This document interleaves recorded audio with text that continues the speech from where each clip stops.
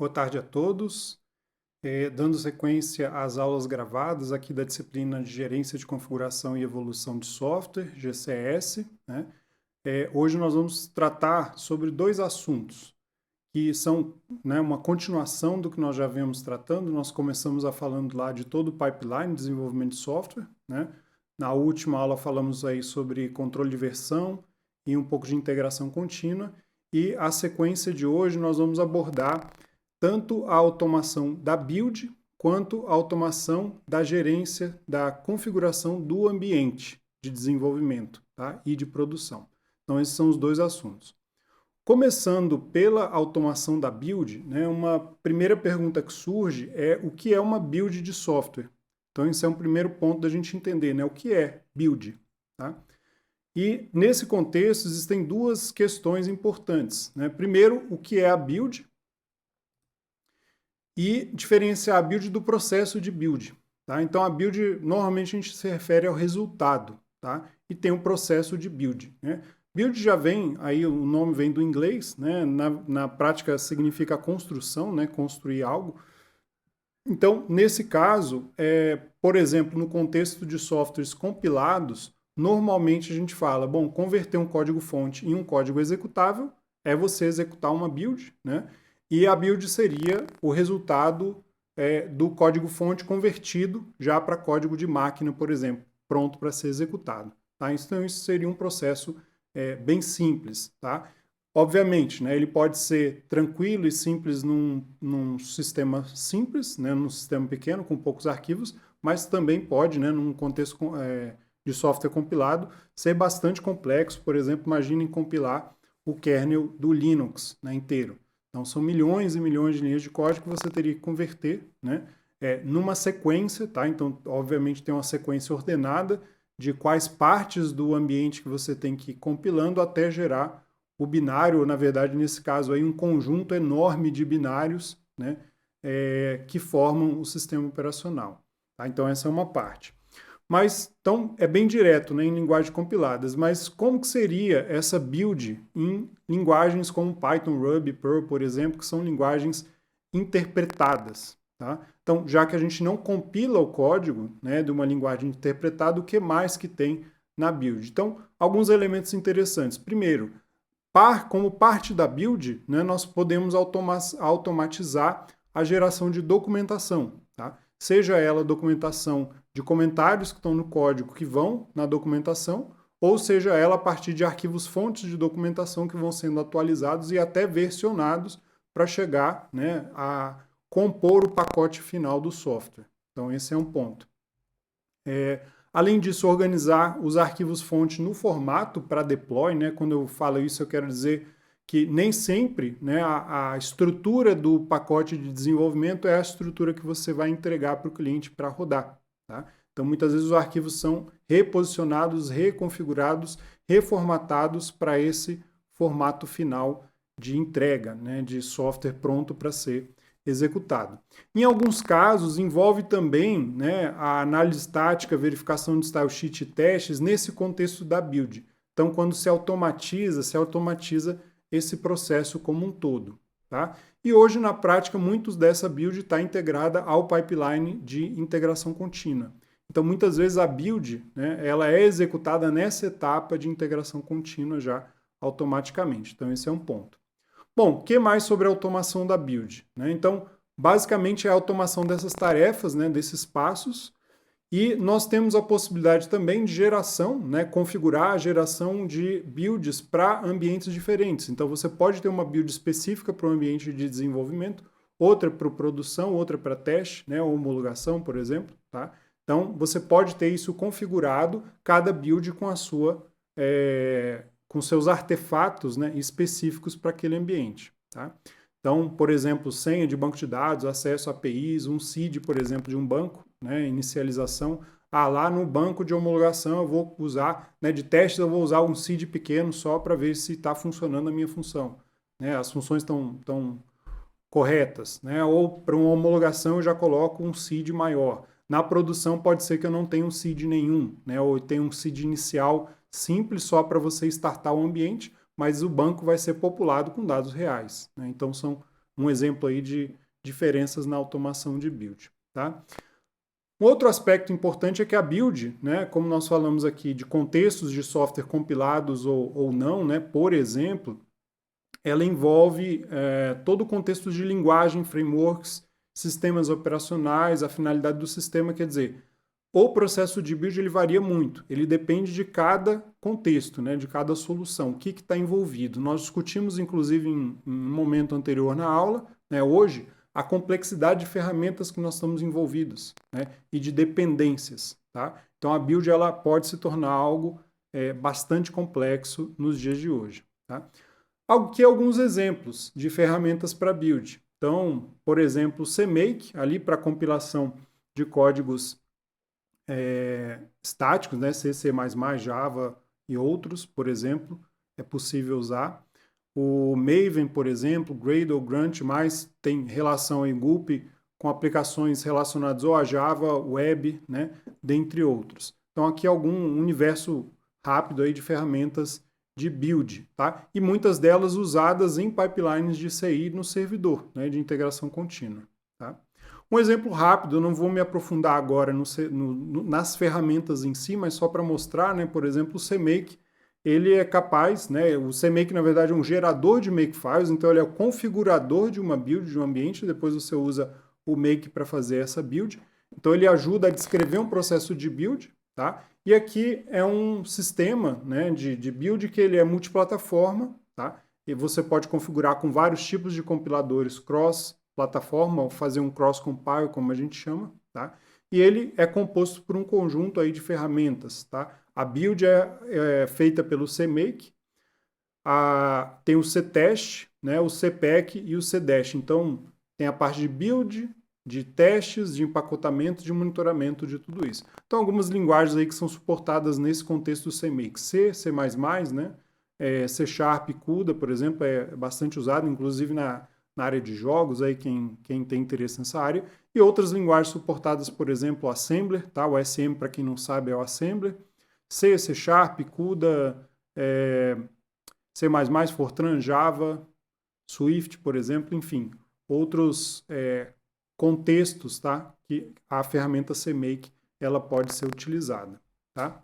Dando um exemplo da integração, né? A gente não vai se aprofundar aqui no pipeline de cada build, depois nós vamos fazer alguns vídeos rápidos mostrando algumas ferramentas, mas dando um exemplo no pipeline de build, eu peguei aqui um exemplo lá do GitLab, né, onde ele tem alguns templates de CI/CD, isso aqui é a documentação do GitLab, então CI/CD exemplos, tá? E nele a gente pode ver, né, exemplos para vários ambientes e tipos de ferramentas. Então, clicando aqui, eu abri alguns rapidamente, então, por exemplo, isso aqui seria o pipeline de compilação para um Android, tá? Para um aplicativo de Android, um aplicativo nativo nesse caso. Então, nós vemos aqui no meio do pipeline, né, nós podemos ver toda a parte de preparação do ambiente, né? Aqui o before script, que ele vai preparar, aqui em cima definindo quais as versões que vão ser usadas, mas lá mais para frente, tá? Aqui nós temos o estágio de make do projeto em si, tá? Então aqui é a construção. Então aqui tem o estágio da build, por exemplo, né? Específico, e nesse caso a ferramenta Gradle é usada, tá? Como ferramenta de build para esse ambiente. Então esse é um caso, tá? Um exemplo clássico aqui de C++, né? Então, o uso aí do GCC, tá? E no estágio de build você teria, tá? O uso, por exemplo, do make específico, provavelmente envolvendo makefiles e assim por diante. Então, só para dar um exemplo rápido, tá? Para quem trabalha, por exemplo, com ambiente web, né? Quem está acostumado a ver, por exemplo, hoje em dia é muito usado o Vue.js. Então, só dando um outro exemplo aqui rápido para vocês, vou pegar aqui no browser. Então, aqui na documentação do Vue, por exemplo, ele mostra, né, um processo de publicação para produção, tá, do Vue.js, onde você pode ter uso de empacotadores ou não, né, na sua build. E aqui ele dá um exemplo, tá, utilizando ferramenta de build, por exemplo, Webpack ou Browsify, né? Browserify, tá? Como ferramenta de build. Então, basicamente, o que essas ferramentas fazem nesse contexto da build? Elas empacotam em grupos, né, de arquivos, em bundles, como são falados, cada um dos artefatos do Vue. Tá? Então, ele coloca elas em modo de produção. Então, isso tem uma modificação para rodar em modo de produção. Então, só um exemplo de como, né, mesmo num ambiente aí, de web, né, com linguagens interpretadas, a build faz parte e está em parte em todos esses contextos. Bom, e seguindo, pessoal, o segundo tema, né, da aula de hoje é a automação da configuração, né, ou deconfiguração do ambiente. Tá? O ambiente ele pode ser tanto o ambiente de desenvolvimento quanto o ambiente de produção, por exemplo. E o contexto do ambiente, né, nós sabemos que envolve todas as dependências, ou seja, não só ferramentas, mas bibliotecas, enfim, todos os artefatos necessários para o desenvolvimento e para o nosso software funcionar. Tá? Então, nós temos aqui, né, nesse contexto de automação de configuração do ambiente, o conceito de Infrastructure as Code. Tá? Então, infraestrutura como código. Tá? Nós falamos lá na parte de gerência de versionamento, né, versionamento de códigos, tá? A ideia é de versionar o nosso código fonte, né, mas aqui a gente está entrando na parte de versionamento da nossa configuração do ambiente em si. Tá? Então eu posso configurar o meu ambiente de dependências como código. Então esse conceito de infraestrutura como código ele é muito forte e cada vez mais utilizado. Tá? Então a ideia é descrever, nesse caso, em código, as dependências, as configurações, a ordem de instalação, tá? Dentre outros elementos, né, e artefatos do nosso projeto. Ou seja, deixar tudo descrito, tá? Justamente para que a gente possa replicar a configuração desse ambiente de maneira automatizada. Tá? Então, a ideia aqui é que uma equipe de desenvolvimento ela vai sempre ter o mesmo ambiente, igual. Ela vai reproduzir o mesmo ambiente. Tanto da configuração, né? E documentar o seu ambiente, tá? Então essa é a forma de documentar, incorporar rapidamente as mudanças, tá? A configuração aqui, né, acompanha o nosso repositório e acabar com aquela ideia de tutoriais e scripts, onde um membro novo entra na equipe, ele tem que rodar, né, seguir algum tutorial, né? Quantos de vocês já não seguiram tutoriais na web, por exemplo? Instala uma ferramenta, aí você vai num site, copia e cola uma série, tá, de comandos, né, de comandos da linha de comando lá do Linux para instalar dependências, bibliotecas e uma série de coisas. Tá? Então acabar com esse tipo de prática, tá? Porque ela é muito propícia a erro. Tá? Então aquela ideia, só o fulano sabe mexer naquele script, sabe configurar o ambiente, ficar dependendo de uma pessoa. Então a ideia aqui é automação. Tá? Então essa é a ideia de configuração automática de ambiente. Tá? Um processo sem automação, tá? Nesse caso a gente tem tudo passo a passo. Né? Então imagina, né, a pessoa está começando a desenvolver, ela vai criando passo a passo como que ela faz. Então você tem um manual passo a passo. Eu vou instalar X, Y, Z, vou instalar a dependência. Primeiro eu vou instalar um ambiente, o Linux. Depois eu vou instalar, sei lá, a versão 3.7 do Python. Depois você dá um pip install naquela dependência XYZ. Depois você configura o Git lá no ambiente que você vai precisar dele, assim por diante. Então isso aqui seria a descrição passo a passo, né? A pessoa lá da infra faz isso, tá? Só que tem todos esses problemas, né? Então se você erra um passo ou esquece um passo, confundiu, por exemplo, alguma coisa no meio, tá? Isso vai dar problema, obviamente, está muito sujeito, né, a erros humanos, tá?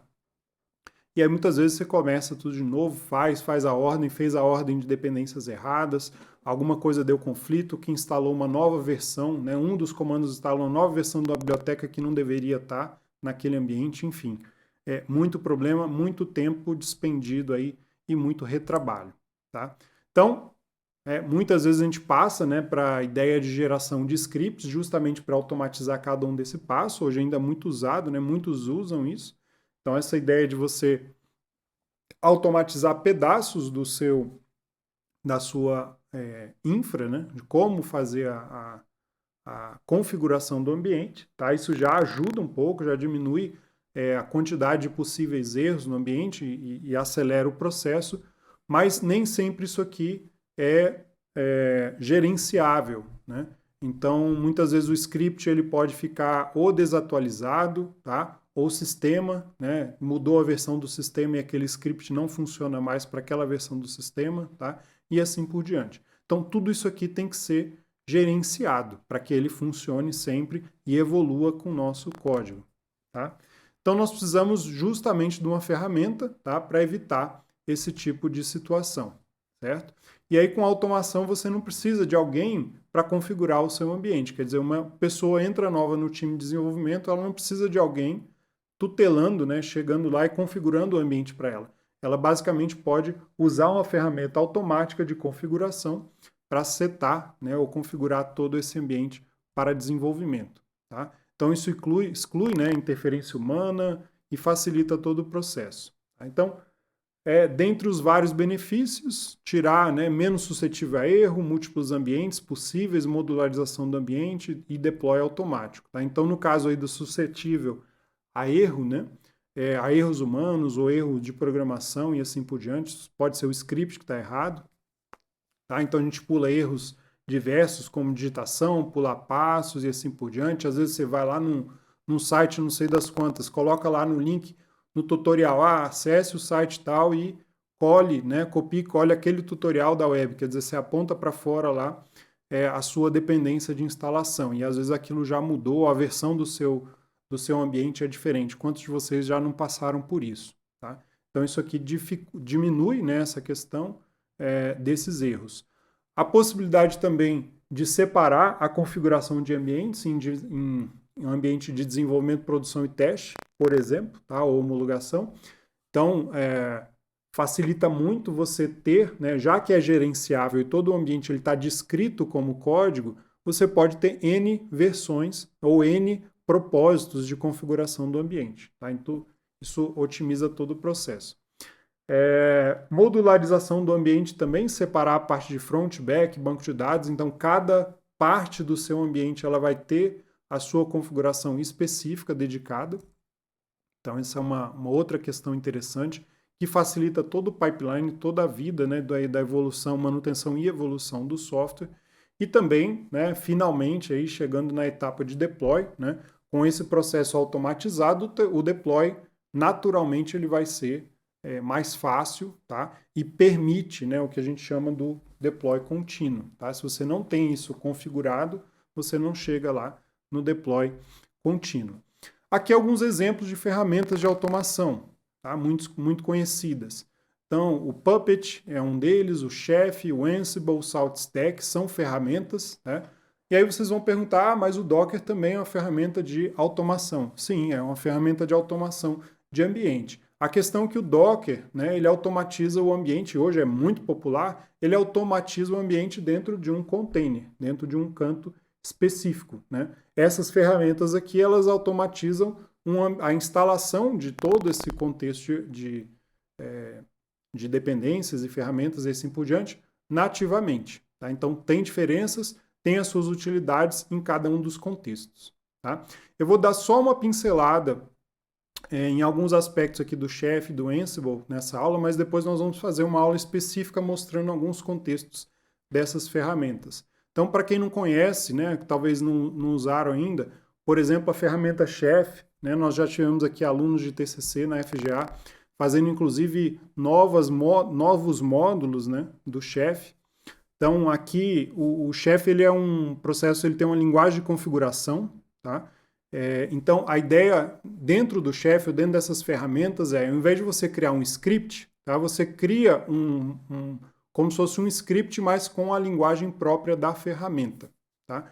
Então, nesse caso, ela tem uma engine de automação remota, tá? Então, ele consegue, por exemplo, eu consigo configurar uma rede de computadores. Você pode definir, né, um nó e todos os hosts e os targets, né, que vão receber essa configuração. Você pode configurar um data center inteiro, por exemplo, utilizando uma ferramenta desse tipo.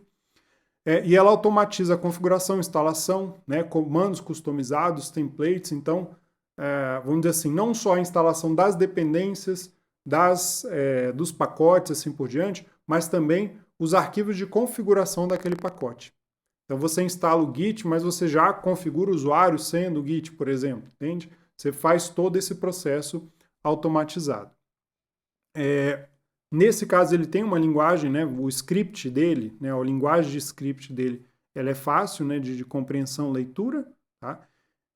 Não requer código para fazer o processo, quer dizer, o script dele dá conta de toda a configuração e assim por diante, tá? E não requer configuração nos targets, só no host. Então isso é interessante porque você configura, né, um host e ele consegue fazer a configuração em vários targets, tá? A arquitetura do Chef, só como exemplo, ela tem 3 componentes principais. Uma workstation, que é onde você cria, tá, os scripts de automação de uma rede, por exemplo, de computadores, né, ou rede de máquinas aí para serem configurados. Tem o Chef Server, o servidor do Chef, tá, onde ele guarda essas configurações todas e depois ele faz o deploy dessa configuração. E as máquinas que, dentro do contexto do Chef, chamado de nós, né, os nodes, que é basicamente aquela máquina target, ou seja, aquela que eu vou configurar. Tá? E aí ele tem alguns recursos que são os pacotes, arquivos, serviços, e dentro do Chef, né, o nome Chef, tudo dentro desse ambiente, desse sistema de automação, ele é inspirado, né, em culinário, os nomes. Então, Cookbook, ou seja, o livro de receitas, né, onde você vai ter as receitas de instalação de todas os ambientes, né, vamos dizer assim. E cada livro de receitas ele é composto por várias receitas, né, vários recipes, como está dizendo aí. Tá? Então, cada um dele automatiza um pedaço. Tá? Então, aqui só uma foto mostrando a ideia da infraestrutura. Você tem um servidor, você tem os nós, onde você vai fazer a instalação, e a workstation aqui tem vários pacotes, né, que ele faz de dependências que fazem a leitura do sistema. O ORHI, por exemplo, é uma dependência que ele mostra, né, tudo que já está instalado. Ele extrai a configuração da máquina e ele vê, né, ele gerencia, né, o que está instalado ou não, pacotes, dependências e assim por diante. Então é dessa ideia do Chef. Tá? E aí tem alguns comandos, a gente não vai entrar aqui, depois nós vamos fazer um exemplo aí do Chef. E o Ansible ele é bem parecido no sentido da ideia da ferramenta, tá? Então ele tem ali a configuração e ele tem o chamado inventário dele, tá? Então ele tem lá os targets, certo? E ele, obviamente, vai ter a sua linguagem de script, como que você vai configurar um ambiente, os ambientes targets. Então ele tem a ideia, né, que eu descrevi aí do Chef, ela é muito parecida com o Ansible, você tem vários módulos e comandos. Então, futuramente nós vamos colocar para vocês aí alguns exemplos, né, práticos usando essas ferramentas. Se vocês já usarem, quiserem também compartilhar agora na aula no debate a experiência de vocês com esses dois ambientes. Tá? Então, era isso, pessoal, esses dois contextos muito importantes da automação da build, né, da construção do software, transformar o software, né, em um software executável, e a configuração, a gerência da configuração do ambiente de instalação. Tá? Então, nada mais aquela ideia de que, não, funciona na minha máquina, não funciona na outra e assim por diante. Tá? Então, todas essas ferramentas ajudam a gerenciar esse ambiente. Ok? Então é isso, pessoal. Até a próxima.